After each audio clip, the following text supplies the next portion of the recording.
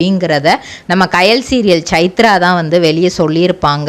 அவங்களுக்கே வந்து நிறையா பேர் சொல்லி தான் வந்து தெரிஞ்சிருக்கு. அதுக்கப்புறம் ஏன்னா இவங்க வந்து ஸ்ரேயாவோட ரொம்ப நல்ல பெஸ்ட் ஃப்ரெண்டு.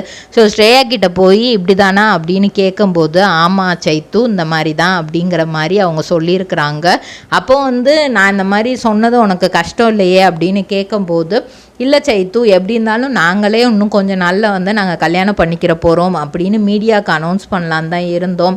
நீ எங்களோட வேலையை வந்து இன்னும் ஈஸியாக்கிட்ட அப்படின்னு தான் சொல்லியிருக்காங்க. ஸோ அந்த டைமில் நிறையா ட்ரோல்ஸ் மீம்ஸ் எல்லாம் வரும்போது லவ் பண்ணாமல் இருந்த டைமில் சினி இண்டஸ்ட்ரியில் இதெல்லாம் வந்து ரொம்பவே சகஜமான விஷயம் அப்படின்னு தான் இருந்திருக்கு.